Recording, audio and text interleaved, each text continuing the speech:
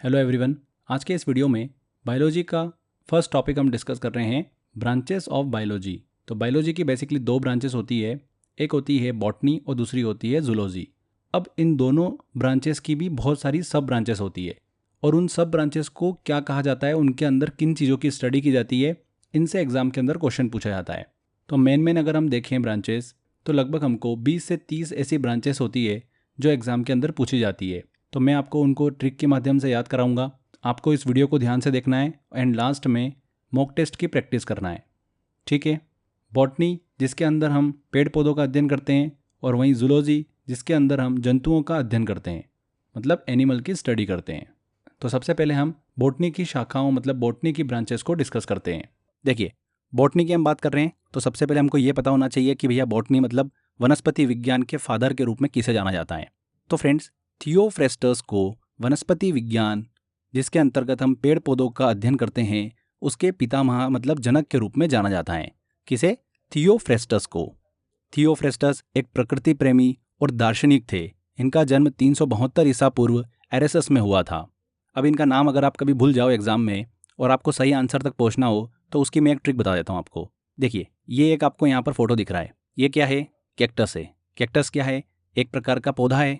तो कैक्टस में फ्रेंड्स आखिरी का वर्ड देखो, क्या दिख रहा है हमको? साउंड कैसा आ रहा है? कैक्टस, टस। बस ये टस वाला साउंड जो है ना, ये आप ऑप्शन में ढूंढ लेना। जिस भी 4 ऑप्शन में से आपको ये वाला साउंड मिल जाए वही हमारा सही आंसर हो जाएगा। तो यहाँ पर थियोफ्रेस्टस, आखिरी में हमको ये वाला साउंड मिल रहा है कैक्टस वाला, तो बस यही आंसर हमारा सही हो जाएगा। कभी आप भूल जाओ तो इस तरीके से आप सही आंसर अपना टिक कर लेना। आगे बढ़ते हैं, अब बात करते हैं एक एक करके सारी ब्रांचेस की। सबसे पहले हम बात करते हैं कवकों के अध्ययन को क्या कहा जाता है। कवक मतलब फंगस। कवक फंगस आपने देखा होगा किस तरीके से दिखता है, पहले मैं आपको दिखा देता हूँ। ये इस तरीके से कवक जो होता है वो हमको दिखाई देता है। अब इसका शेप आपको कैसा दिख रहा है?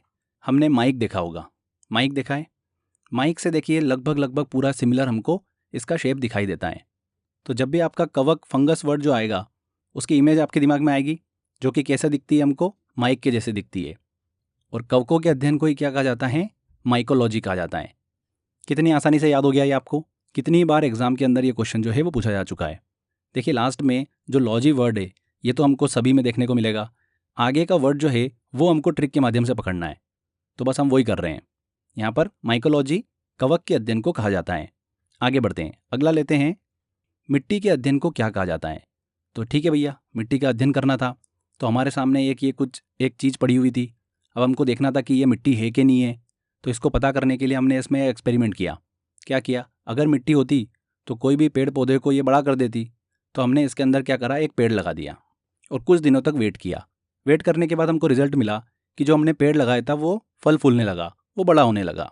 तो पेड़ लगाकर हमने मिट्टी का अध्ययन किया कि वो मिट्टी है कि नहीं है। तो पेड़ से बन जाएगा फ्रेंड्स हमारा पेडोलॉजी। तो मिट्टी के अध्ययन को ही क्या कहा जाता है? पेडोलॉजी कहा जाता है। हो गया आपको याद? ये लास्ट में हम लेटेस्ट एग्जाम में पूछे गए क्वेश्चंस भी लगाएंगे, वो बड़ी आसानी से आप क्वेश्चन जो है वो सॉल्व कर लोगे। इसके बाद हम बात करते हैं रेशम कीट पालन का अध्ययन जो है वो क्या कहलाता है। तो रेशम कीट पालन का अध्ययन के बारे में हमको पता करना था। अब देखिए, रेशम का जो कीट होता है इसके बारे में मैं आपको थोड़ा सा बता देता हूँ। ये कीट जो होता है ना, ये बहुत छोटा होता है, पत्तों पे जन्म लेता है और 3-4 दिन की इसकी लाइफ होती है। तो ये कि रेशम का कीट है, अंडे में से इसका जन्म हुआ, अंडे में से निकलकर पत्ते पर ये क्या करता है? सैर करने लगा, घूमता रहता है। इसके मुंह से एक प्रोटीन निकलता है जो कि हवा के कांटेक्ट में आ जाता है और वो सूख जाता है। उसी से जो है वो रेशम को प्राप्त किया जाता है। तो रेशम के कीट की लाइफ आपको समझ में आ गई। अंडे में से निकलता है, पत्ते के ऊपर सैर करता रहता है और 3-4 दिन के अंदर मर जाता है। क्लियर? तो रेशम का कीट के बारे में जब भी हम बात करेंगे तो आपके दिमाग में क्या आ रहा है कि उस कीट का जन्म होता है, वो क्या करता है? पत्ते पर बस सैर करता रहता है और रेशम बनाता रहता है। तो सैर कर करके वो रेशम बना देता है। तो रेशम कीट पालन का अध्ययन जो है वो क्या कहलाता है? सैर से हमारा बन जाएगा सेरीकल्चर। सेरीकल्चर ही कहलाता है रेशम कीट पालन का अध्ययन। कितने आसानी से याद हो गया हमको। आगे बढ़ते हैं, अगली शाखा देखते हैं जो कि है घासों के अध्ययन को क्या कहा जाता है। बहुत ही इंपॉर्टेंट है, बहुत बार एग्जाम में क्वेश्चन पूछा हुआ है यहाँ से। तो फ्रेंड्स, ग्रास की स्टडी करना थी तो हमने क्या करा, एक ग्रास ले ली। एक ग्रास को लेकर हमने उसके बारे में अध्ययन किया कि ये ग्रास है कि नहीं है। तो यहाँ पर एक ग्रास को लेकर हमने स्टडी करी तो क्या बन गया? एक ग्रोस्टोलॉजी। देखिए, ग्रास वर्ड जो है ये आपको इसकी स्टडी के नाम में मिल जाएगा, एक ग्रोस्टोलॉजी। ए ए से हमारा बन जाएगा एक, ग्रोस्टोलॉजी में ग्रास वर्ड जो है ये हमको देखने को मिल रहा है। तो आप सीधे सीधे आंसर तक पहुंच सकते हो कि एक ग्रोस्टोलॉजी में घास का अध्ययन किया जाता है। एक ग्रास को लेकर हमने स्टडी करी थी, तो एक ग्रोस्टोलॉजी जिसके अंदर घासों का अध्ययन किया जाता है। आई होप आपको याद हो गया होगा। अब बात करते हैं साग सब्जी उत्पन्न करने वाले पौधों का अध्ययन करना क्या कहलाता है। तो फ्रेंड्स, ये आपको एक खेत दिख रहा होगा, इसमें बहुत सारे अलग अलग पौधे जो है वो हमको दिखाई दे रहे हैं। तो इसमें अब ऐसे पौधे भी हैं जो कि साग सब्जी वाले हैं, और एक ऐसे पौधे भी हैं जो फालतू ऐसे ही उगाते हैं फसलों के साथ में। तो हमको पता करना था कि कौन से ऐसे पौधे हैं जो साग सब्जी वाले हैं। तो हमने बोला भगवान को कि भगवान आप हमारी हेल्प करो इसके अंदर। तो भगवान ने बोला ठीक है। भगवान ने क्या करा, ऊपर से ओलों की बारिश कर दी। तो ओले भगवान ने गिराना स्टार्ट कर दिए। अब साग सब्जी वाले जो पौधे होते हैं, पालक हुआ, मेथी हुई, ये तो बहुत सॉफ्ट होते हैं, एकदम बिल्कुल सेंसिटिव होते हैं। तो ओले गिरे, ओले गिरने से क्या हुआ, ये साग सब्जी वाले पौधे जो है वो ख़राब हो गए। तो हमको पता चल गया कि कौन कौन से पौधे जो थे वो साग सब्जी वाले थे। तो फ्रेंड्स, यहाँ पर हमको ओले की वजह से ये पता चल पाया कि कौन से पौधे जो थे वो साग सब्जी वाले थे। तो यहाँ ओले से बन जाएगा फ्रेंड्स हमारा ओलेरीकल्चर। क्लियर। अब जब भी एग्जाम में आप देखोगे नाम ओलेरीकल्चर, तो आपके दिमाग में स्टोरी चल जाएगी कि ओले गिरे थे जिससे कि साग सब्जी वाले पौधे जो है वो खराब हो गए थे। तो ये याद हो गया हमको, साग सब्जी उत्पन्न करने वाले पौधे का अध्ययन जो है वो क्या कहलाता है, ओलेरीकल्चर। चलिए आगे बढ़ते हैं। अब नेक्स्ट आता है हमारा फलों के अध्ययन को क्या कहा जाता है। बहुत ही इंपॉर्टेंट है, बहुत बार क्वेश्चन यहाँ से पूछा जाता है। तो देखिए, एक स्टोरी है, एक लड़का है, रास्ते पे जा रहा था, तो इसको दो चीज़ें दिखी लाल रंग की। तो इसने देखा कि यार ये दोनों बॉल जैसी दिख रही है, क्या है ज़रा देखा जाए, कौन सी बॉल है और दूसरी चीज़ क्या है, इसके बारे में पता लगाते हैं। तो उसने क्या करा, दोनों को काटना स्टार्ट किया। तो बॉल जो है वो तो कटी नहीं, दूसरी चीज़ थी वो कट गई। तो कटने के बाद उसके अंदर से क्या हुआ, लाल लाल दाने निकले। तो उसने देखा कि ये तो अनार है, पोमीग्रेनेट। तो इस तरीके से उसने फल की स्टडी करी। किस फल की स्टडी करी, पोमीग्रेनेट की। तो यहाँ पर देखिए, पोमीग्रेनेट में आगे का वर्ड जो है वो क्या है, पोमी। और फलों के अध्ययन को ही क्या कहा जाता है, पोमोलॉजी कहा जाता है। तो इजीली आप जो है वो कनेक्ट कर पाओगे। जब भी आपसे एग्जाम में ऐसा क्वेश्चन पूछे कि फलों के अध्ययन को क्या कहा जाता है, तो आपके दिमाग में स्टोरी चलेगी और पोमीग्रेनेट का नाम दिमाग में आएगा, अनार का। और पोमोलॉजी में स्टार्टिंग वर्ड भी हमको वही दिख रहा है, पोमोलॉजी, पोमीग्रेनेट दिख रहा है ना। तो इजीली आप आंसर जो है वो सही टिक कर पाओगे। क्लियर। तो फलों के अध्ययन को क्या कहा जाता है, पोमोलॉजी। चलिए अब आगे बात करते हैं, शैवालों के अध्ययन को क्या कहा जाता है। इंग्लिश में बोला जाता है एल्गी। अब यहाँ पर देखिए, शैवाल जो है ये काई का ही एक दूसरा नाम है। आपके घरों में अक्सर पानी वाले जगह पर आपने देखा होगा कि काई जम जाती है। तो उस काई के अध्ययन को ही क्या कहा जाता है, ये हमको पता करना है। तो काई वर्ड जो है फ्रेंड्स, इसका प्रोनाउंसिएशन देखो आप, काई। आपको ऐसा ऑप्शन ढूंढना है जहाँ पर आपको यही साउंड जो है वो मिल रहा हो, काई जैसा साउंड आपको मिल रहा हो। तो वो एकमात्र आपको देखने को मिलेगा फाई में, फाइकोलॉजी। इसी के अंतर्गत काई मतलब शैवालों का अध्ययन किया जाता है। जब भी एग्जाम में आपसे पूछे कि एल्गी मतलब शैवालों के अध्ययन को क्या कहा जाता है, शैवाल मतलब आपके दिमाग में आ जाएगा कि काई की बात हो रही है, जो कि हमारे घरों में या फिर आसपास एरिया में जहाँ पर पानी वाली जगह होती है वहाँ पर हमको देखने को मिलती है। तो काई साउंड जो है ये आपको ऑप्शन में ढूंढ लेना है। किस में देखने को मिलेगा, एकमात्र फाइकोलॉजी में, काई फाई, काई फाई। तो इस तरीके से आप जो है वो सही आंसर अपना टिक कर पाओगे। तो शैवालों के अध्ययन को, एल्गी की स्टडी को क्या कहा जाता है, फाइकोलॉजी कहा जाता है। क्लियर हो गया होगा आपको। चलिए अब आगे बढ़ते हैं। नेक्स्ट आता है हमारा, कोशिका के अध्ययन को क्या कहा जाता है, सेल की स्टडी को क्या कहा जाता है। बहुत ही इंपॉर्टेंट है। तो फ्रेंड्स, कोशिकाएं जो होती है ये अलग अलग साइज़ की होती हैं और बहुत ही छोटी होती हैं। डायरेक्टली हम आंखों से तो देख ही नहीं सकते सेल को। तो कोशिकाओं के बारे में पता करना था, अब कुछ भी इन्फॉर्मेशन नहीं मिल रही थी, तो हमने इंटरनेट का सहारा लिया। तो हमने क्या करा, कंप्यूटर पर एक साइट ओपन करी। वहाँ पर हमने साइट पर सेल के बारे में खूब सारी स्टडी करी। तो सेल मतलब कोशिका का अध्ययन जो है हमने कहाँ से किया, साइट से किया। कोई एक वेबसाइट थी, वहाँ से हमने कोशिका का अध्ययन किया। तो साइट की हेल्प से हमने कोशिका के बारे में जाना। तो कोशिका के अध्ययन को क्या कहा जाता है, साइटोलॉजी। यहाँ पर देखिए, साइट वर्ड जो है आपको मिल जाएगा आंसर में। तो इस तरीके से हम सही आंसर टिक कर पाएंगे। तो कोशिका के अध्ययन को क्या कहा जाता है, साइटोलॉजी कहा जाता है। हो गया याद आपको। चलिए अब आगे बढ़ते हैं। नेक्स्ट आता है हमारा, वृक्षों या फिर झाड़ियों के अध्ययन को क्या कहा जाता है। बहुत ही इंपॉर्टेंट है। यहाँ पर मैं आपको दो नाम याद कराऊंगा, ध्यान से देखिएगा। आपको एक डायग्राम दिख रहा होगा जिसमें बहुत सारे आपको वृक्ष दिख रहे होंगे। वृक्ष दिख रहे हैं मतलब बहुत सारे आपको यहाँ पर डंडे दिख रहे हैं, ऐसे लंबे लंबे आपको डंडे दिख रहे होंगे। उसके बाद में आप अगर झाड़ियों में देखोगे तो भी आपको यहाँ पर जो है लंबे लंबे हमको यहाँ पर डंडे देखने को मिल रहे हैं। तो कुल मिलाकर हमने क्या करा, झाड़ियों और वृक्षों का अध्ययन करना था। तो हमने अगर देखा जाए तो डंडों का ही अध्ययन किया। डंडे जैसे ही हमको दिख रहे हैं ये, तो हमने बहुत सारे डंडों का अध्ययन किया। तो वृक्ष और झाड़ियों के अध्ययन को ही क्या कहा जाता है, डंडे से हमारा बन जाएगा डेंड्रोलॉजी। डेंड्रोलॉजी में देखिए स्टार्टिंग में यहाँ पर एक वर्ड छुपा हुआ है, डंडे छुपा हुआ है, देखो ध्यान से देखोगे आप तो डंडे आपको दिख जाएगा। तो इस तरीके से हमको हमारा सही आंसर जो है वो मिल जाएगा। डेंड्रोलॉजी में ही वृक्षों और झाड़ियों का अध्ययन किया जाता है। ठीक है, अब हमने देखिए फ्रेंड्स यहाँ पर क्या करा, जो हमारे पास ये वृक्ष था, इस वृक्ष को लिया, मतलब इस डंडे को लिया। अब इस डंडे को हमने क्या करा, बीच में से काट दिया, मतलब इसका तना वाला हिस्सा जो था हमने काट दिया। काटने के बाद इसके अंदर का हमको स्ट्रक्चर देखने को मिला, जहाँ पर हमको रिंग्स देखने को मिली, आपको भी दिख रही होगी। इन रिंग्स को क्या कहा जाता है, एनुअल रिंग्स कहा जाता है, वार्षिक वलय। इन एनुअल रिंग्स से हमको उस पेड़ की आयु के बारे में पता चलता है कि उस पेड़ की, उस डंडे की आयु कितनी है, कितने साल ये पुराना है। अब यहाँ पर ध्यान रखिएगा, इन एनुअल रिंग्स की स्टडी को ही क्या कहा जाता है, डेंड्रोक्रोनोलॉजी। ये अभी एसएससी में क्वेश्चन पूछा गया था मेंस के अंदर, वेरी वेरी इंपॉर्टेंट है। इस तरीके से ही क्वेश्चन जो है वो पूछे जाते हैं। तो दो चीज़ें क्लियर हो गई, डंडों के अध्ययन को, डंडों मतलब वृक्ष, झाड़ियों के अध्ययन को क्या कहा जाता है, डेंड्रोलॉजी, और उसमें एनुअल रिंग्स की स्टडी कर रहे हैं हम, उसे क्या कहा जाता है, डेंड्रोक्रोनोलॉजी। क्लियर। चलिए अब आगे बात करते हैं। अगला आता है हमारा, फूलों के अध्ययन को क्या कहा जाता है। तो फूलों के अध्ययन के बारे में हमको पता करना था, तो हमने एक फूल लिया जो कि बहुत ही ज़्यादा फेमस है। कौन सा है, एंथुरियम। एंथुरियम जो पौधा होता है ये बहुत ही ज़्यादा फेमस है। तो हमने इसके बारे में क्या करा, स्टडी करी। तो स्टडी में ये निकल कर आया कि एंथुरियम नामक जो ये फूल है, ये पौधा है, ये घर के लिए बहुत ही ज़्यादा शुभ होता है। लोग इसको अपने घर में रखना पसंद करते हैं, अपने बेडरूम में रखते हैं। वास्तु के हिसाब से एंथुरियम नामक जो ये फूल, ये पौधा होता है, ये बहुत ही शुभ होता है। ये वायु को भी शुद्ध करने का काम करता है। तो इस तरीके से हमने एंथुरियम फूल के बारे में अच्छे से स्टडी करी और हमको पता चला कि घर के अंदर अगर आपको पौधा लगाना है तो कौन सा लगाना है, एंथुरियम लगाना है। तो यहाँ पर एंथुरियम में आगे जो वर्ड हमको देखने को मिल रहा है एंथ, इसी से हमारा आंसर निकलेगा एंथोलॉजी। एंथोलॉजी कहा जाता है फूलों के अध्ययन को। क्लियर हुआ आपको। अब अगर आपसे एग्जाम में ऐसा पूछ ले क्वेश्चन कि फूलों की खेती के अध्ययन को क्या कहा जाता है, तो खेती हो रही है मतलब कल्चर, और फूलों की बात हो रही है, फूल को इंग्लिश में क्या बोलते हैं, फ्लावर, तो फ्लोरिकल्चर। इस तरीके से आप अपना आंसर निकाल पाओगे। तो फूलों की खेती के अध्ययन के बारे में बात हो रही है तो फ्लोरिकल्चर, फूल के अध्ययन की बात हो रही है तो एंथोलॉजी। आई होप आपको ये क्लियर हो गया होगा। चलिए अब आगे बढ़ते हैं। अगला आता है हमारा, बीजों के अध्ययन को क्या कहा जाता है। तो फ्रेंड्स, बीजों के अध्ययन को कहा जाता है स्पर्मोलॉजी।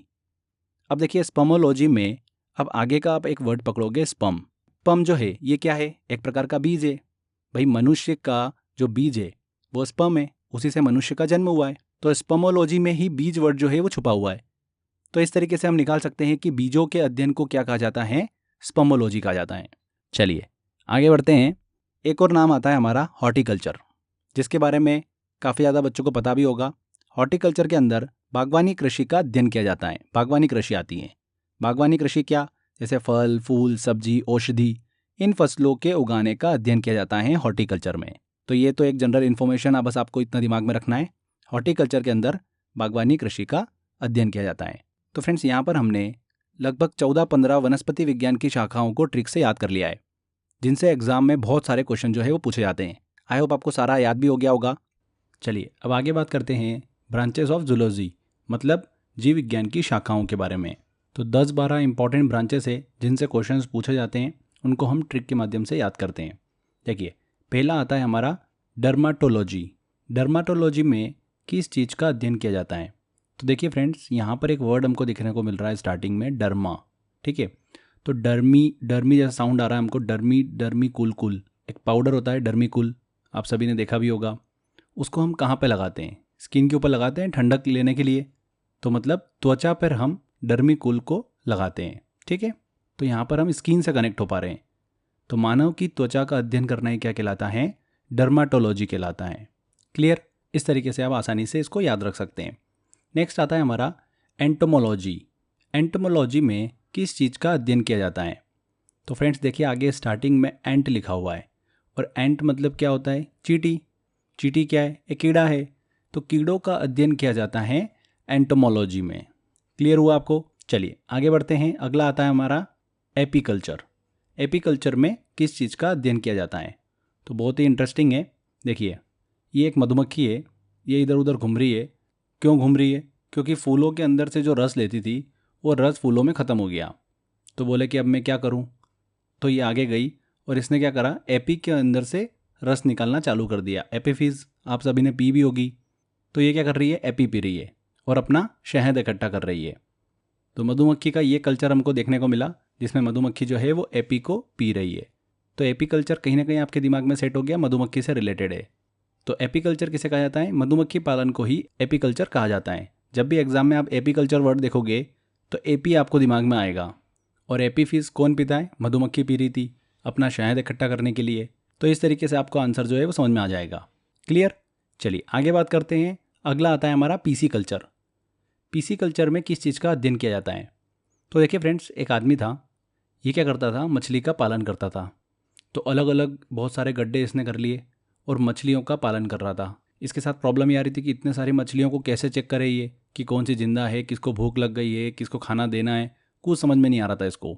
तो इसने क्या करा, जहाँ पर ये मछली का पालन कर रहा था वहाँ पर इसने कैमरे लगाकर अपने ऑफिस में एक पीसी सेटअप करा और सारा के सारा जो विजुअल था कैमरे का वो अपने पीसी पर लेके आ गया और बैठा बैठा आराम से अपने पीसी से मछली का पालन कर रहा है।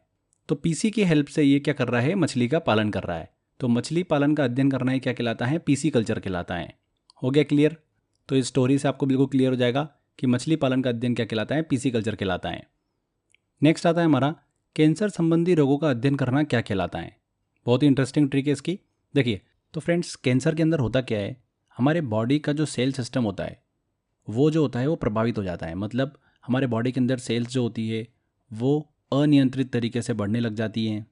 सेल्स डिवीज़न जो होता है वो प्रभावित हो जाता है। तो कहने का मतलब क्या है, कैंसर के दौरान हमारी बॉडी सेल सिस्टम जो है वो सही तरीके से काम नहीं कर पाता है। मतलब हमारा बॉडी सेल सिस्टम जो है वो पूरी तरीके से ऑफ हो जाता है। तो अब कैंसर संबंधी रोगों का अध्ययन करना है तो बॉडी सेल सिस्टम को क्या करना पड़ेगा, ऑन करना पड़ेगा। ऑफ हो गया है तो हमने क्या करा, ऑन कर दिया और बॉडी के अंदर कैंसर संबंधी रोगों का पता लगा लिया। तो बॉडी सेल सिस्टम को हमने क्या करा, ऑन कर दिया। तो ऑन से ही फ्रेंड्स हमारा बन जाएगा ऑन्कोलॉजी। तो कैंसर संबंधी रोगों का अध्ययन करना क्या कहलाता है, ऑन्कोलॉजी कहलाता है। क्लियर? अगला आता है मकड़ियों का अध्ययन करना क्या कहलाता है। बहुत ही शानदार सी ट्रिक है। देखिए मकड़ी जो है अपना जाल कैसे बनाती है, आपने देखा होगा। तो इस तरीके से मकड़ी जो है अपना जाल बनाती है। तो इसमें हमको क्या देखने को मिलता है, आर्क देखने को मिलता है। देखो जगह जगह पर हमको क्या देखने को मिल रहा है, आर्क देखने को मिल रहा है ना। तो आर्क से फ्रेंड्स हमारा बन जाएगा आर्कनोलॉजी। तो मकड़ियों का अध्ययन करना क्या कहलाता है, आर्कनोलॉजी कहलाता है। मकड़ियों का जाला जो आपने देखा होगा वो हमको कैसा दिखाई देता है, बहुत सारे आर्क उसमें अंदर हमको दिखाई देते हैं। तो आर्क के शेप का मकड़ी जो है अपना जाला बनाती हैं। तो आर्क से बन जाएगा आर्कनोलॉजी। ओके, ये भी हमको याद हो गया। अगला आता है अस्थियों का अध्ययन करना क्या कहलाता है, हड्डियों का अध्ययन करना क्या कहलाता है। तो ये कहलाता है ऑस्टियोलॉजी। बहुत ही सिंपल तरीके से आप याद रख सकते हो। देखिए अस्थियों में स्टार्टिंग का हम ले लेते हैं अस्थि और ऑस्टियोलॉजी में भी हमको स्टार्टिंग में ऑस्टी देखने को मिल रहा है। तो बहुत ही सिमिलर साउंड आ रहा है हमको। तो इस तरीके से आप सही आंसर जो है अपना टिक कर सकते हो। ठीक है, तो अस्थियों का अध्ययन करना ऑस्टियोलॉजी कहलाता है। बस आपको ट को थ से रिप्लेस करना है तो ऑटोमेटिक अस्थि बन जाएगा। और अस्थि मतलब क्या होता है, हड्डियाँ। तो हड्डियों का अध्ययन करना ऑस्टियोलॉजी। नेक्स्ट आता है जीवों की अनुवांशिकता का अध्ययन करना क्या कहलाता है। अनुवांशिकता जो होती है, हेरेडिटी, ये क्या होती है, इसमें माता पिता या फिर पूर्वजों के विशेष गुण जो होते हैं वो संतानों में स्थानांतरित होते हैं। तो जीवों की अनुवांशिकता मतलब हेरेडिटी की स्टडी करना क्या कहलाता है, जेनेटिक्स कहलाता है। तो ये तो सभी को पता भी होगा, इसको हमको ऐसा कोई याद रखने की ज़रूरत नहीं है। हमको एक बार इसको देख लेना है, उसी से हमको ये क्लियर हो जाएगा। अगला आता है पक्षियों का अध्ययन करना क्या कहलाता है। पक्षियों का अध्ययन करना क्या कहलाता है, बहुत ही सिंपल है। देखिए पक्षी जो होते हैं वो क्या करते हैं, उड़ते हैं ना। तो ये पक्षी जो है क्या कर रहा है, उड़ नहीं रहा है। तो हमने बोला कि उड़नी, तो उड़नी हमने इसको बार बार बोला। तो ऑर्निथोलॉजी, ऑटोमेटिक वो साउंड जो है हमको यहाँ पर ऑप्शन में देखने को मिल जाएगा। तो पक्षियों का अध्ययन करना क्या कहलाता है, ऑर्निथोलॉजी कहलाता है। ऑर्नी में देखो स्टार्टिंग में ओरनी, उड़नी, उड़ना ऐसा साउंड आ रहा है। और उड़ना किसको बोलेंगे, हम पक्षियों को ही बोलेंगे। तो पक्षियों का अध्ययन करना ही कहलाता है ऑर्निथोलॉजी। ये भी याद हो गया आपको। चलिए आगे बढ़ते हैं। नेक्स्ट आता है हमारा सांपों का अध्ययन करना क्या कहलाता है। बहुत ही शानदार सी ट्रिक है इसकी। सांप का अध्ययन करना है। पहली बात तो सांप अगर किसी के सामने भी आ जाता है तो उसका सिस्टम जो होता है, बॉडी सिस्टम पूरा, वो क्या हो जाता है, ऑफ हो जाता है। मतलब बॉडी जो है उसकी काम करना बंद कर देती है, तो उसका सिस्टम ऑफ हो जाता है। उसका हार्ट जो होता है वो ऑफ हो जाता है, हार्ट बीट रुक जाती है। तो सांप अगर सामने आ जाता है तो हमारा सिस्टम ऑफ हो जाता है, ऑफ। तो ऑफ से ही बन जाएगा फ्रेंड्स ऑफियोलॉजी। तो सांपों का अध्ययन करना क्या कहलाता है, ऑफियोलॉजी कहलाता है। ठीक है, चलिए लास्ट में आता है हमारा रक्त में एंटीबॉडी और एंटीजन का अध्ययन करना क्या कहलाता है। तो फ्रेंड्स इसको याद रखना भी बहुत ही सिंपल है। देखिए एंटीबॉडी का अगर आप डायग्राम देखोगे ना तो वो किस तरीके से दिखती है, वो इस तरीके से दिखती है। मतलब हमको सिरे ही सिरे दिख रहे हैं। सिरे जो होता है मतलब एंड पॉइंट, वो हमको ज़्यादा दिखते हैं एंटीबॉडी के अंदर। इस तरीके से वाई शेप होता है। तो यहाँ पर देखिए हमको 3 सिरे देखने को मिल रहे हैं। तो एंटीबॉडी बहुत सारी होगी तो उसके अंदर सिरे ही सिरे देखने को मिलेंगे। तो सिरे वर्ड जो है ये हमको पकड़ लेना है। रक्त में, ब्लड में एंटीबॉडी और एंटीजन का अध्ययन करना क्या कहलाता है, सीरोलॉजी कहलाता है। तो एंटीबॉडी जो होती है वो सीरो से मिलकर बनी होती है, तो सीरोलॉजी हो गया याद। तो फ्रेंड्स ये हमने जंतु विज्ञान की इंपॉर्टेंट शाखाओं को डिस्कस किया। बहुत सारे क्वेश्चंस यहाँ से पूछे जाते हैं। बॉटनी की लगभग हमने 14 से 15 और जूलॉजी की लगभग 11 से 12, अगर हम सबको काउंट कर लें तो 25-30 ब्रांचेस हमने जो है वो ट्रिक के माध्यम से याद कर लिए। 3-4 ब्रांचेस और बची होगी, वो इतनी एग्जाम में नहीं पूछी जाती है, बट मैं मॉक टेस्ट में आपको दे दूंगा जिससे कि आपकी वो भी प्रैक्टिस में आ जाएगी। मेन जो क्वेश्चंस पूछे जाते हैं एग्जाम में वो हमने सारे कवर कर लिए हैं। चलिए देखिए अब कुछ क्वेश्चंस मैंने निकाले हैं, उन क्वेश्चंस को हम सॉल्व करते हैं जिससे आपको पता चलेगा कि एग्जाम के अंदर किस तरीके के क्वेश्चन जो है वो पूछे जा रहे हैं। चलिए अब क्वेश्चन आंसर सेट की तरफ चलते हैं। लेटेस्ट एग्जाम के अंदर जो क्वेश्चन पूछे हैं हम उनको सॉल्व करते हैं। देखिए पहला क्वेश्चन आता है, स्पर्मोलॉजी में किसका अध्ययन किया जाता है, स्पर्मोलॉजी। तो यहाँ पर स्पर्म जो है ये क्या है, एक बीज है, तो बीजों का अध्ययन किया जाता है स्पर्मोलॉजी में, ए आंसर। एग्रोस्टोलॉजी में अध्ययन होता है। देखिए स्टार्टिंग में क्या है, एग्रोस, एक ग्रॉस, एक ग्रास, मतलब ग्रास मतलब घासों का अध्ययन किया जाता है, सी आंसर।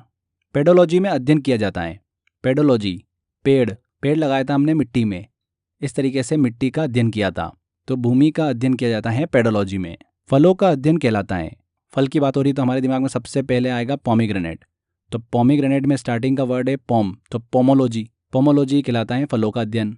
साग सब्जी उत्पन्न करने वाले पौधों का अध्ययन कहलाता है, तो ओले गिरे थे, जिससे साग सब्जी उत्पन्न करने वाले जो पौधे थे वो सारे खराब हो गए थे, तो हमको पता चल गया था कि कौन से पौधे जो हैं वो साग सब्जी उत्पन्न करते हैं, ओले से पता चला था, तो ओलेरिकल्चर। वार्षिक वलयों का अध्ययन कहलाता है, एनुअल रिंग्स का अध्ययन क्या कहलाता है, डेंड्रोक्रोनोलॉजी, बी आंसर। कोशिका के वैज्ञानिक अध्ययन को कहा जाता है, तो सेल्स के बारे में हमको स्टडी करना थी तो हम गए थे साइट पर, वेबसाइट पर जाकर हमने इन्फॉर्मेशन निकाली थी, तो साइट से बनेगा हमारा साइटोलॉजी। एंड लास्ट क्वेश्चन आता है, कवकों का अध्ययन कहलाता है। कवकों का अध्ययन क्या कहलाता है फ्रेंड्स, कवक जो होते हैं वो किसके जैसे दिखते हैं, आपने देखा होगा डायग्राम में माइक जैसा दिखता है कवक, माइक से बन जाएगा हमारा माइकोलॉजी। मानव त्वचा का अध्ययन करने वाली विज्ञान की शाखा कहलाती हैं। त्वचा का अध्ययन करना है तो त्वचा पे क्या लगाते हैं, डर्मिकुल पाउडर, तो डर्मी से रिलेटेड आपको ऑप्शन देख लेना है, तो डर्मेटोलॉजी, डी आंसर। अस्थियों का अध्ययन करना विज्ञान की किस शाखा के अंतर्गत आता है, तो अस्थि, तो ऑस्टियोलॉजी, बिल्कुल सिमिलर मिल रहा है हमको, बी आंसर। कीड़ों के अध्ययन को कहते हैं, कीड़ों का अध्ययन करना है तो ऑप्शन देखिए एंटोमोलॉजी, एंट मतलब चींटी, चींटी एक कीड़ा है, तो कीड़ों के अध्ययन को क्या कहते हैं, एंटोमोलॉजी। नेक्स्ट आता है साइटोलॉजी, साइटोलॉजी जो होता है वो कोशिका के अध्ययन को कहा जाता है। ऑर्निथोलॉजी, ऑर्निथोलॉजी में किस चीज़ का अध्ययन किया जाता है, तो ऑर्निथोलॉजी में देखिए स्टार्टिंग में ऑर्नी, ऑर्नी, उर्नी, उर्नी, तो पक्षी उड़ नहीं रहा था तो हमने क्या बोला था, उड़नी, उड़ना, तो पक्षियों का अध्ययन करते हैं, तो ए आंसर। 3 से 4 बार एग्जाम के अंदर ये क्वेश्चन जो है वो पूछा जा चुका है। कैंसर संबंधी रोगों का अध्ययन करना क्या कहलाता है, तो कैंसर में हमने डिस्कस किया था कि सेल सिस्टम जो है वो ऑफ हो जाता है तो ऑन करना पड़ता है उसको, तो ऑन, तो ऑन्कोलॉजी, सी आंसर। मधुमक्खियों का पालन कहलाता है, मधुमक्खियों का पालन क्या कहलाता है, एपीकल्चर, मधुमक्खी एपी पी रही थी तो apiculture, A answer. And last question आता है, रक्त में एंटीबॉडी एवं एंटीजन के अध्ययन को क्या कहते हैं, तो एंटीबॉडी देखिए फ्रेंड्स उसका स्ट्रक्चर कैसा होता है, उसके अंदर सीरे ही सीरे बहुत सारे होते हैं, तो सीरो के बारे में पता करते हैं हम, तो सीरोलॉजी, सी आंसर। तो इस तरीके से क्वेश्चन जो है एग्जाम के अंदर पूछे जाते हैं। बड़ी आसानी से हमने सारे क्वेश्चंस भी लगा लिए हैं, और भी क्वेश्चंस हैं मॉक टेस्ट में मैंने दे रखे हैं आपको, जाइए मॉक टेस्ट वाले सेक्शन में और अच्छे से इसका टेस्ट लगाइए, और बार बार आपको टेस्ट की प्रैक्टिस करना है। क्लियर। तो ब्रांचेस ऑफ बायोलॉजी वाला टॉपिक हमारा क्लियर होता है, जिसमें हमने बॉटनी और जूलॉजी इन दोनों ब्रांचेस की शाखाओं को डिस्कस कर लिया है। तो अच्छे से मेहनत करते रहिए, 100% आपको सफलता मिलेगी। Thank you.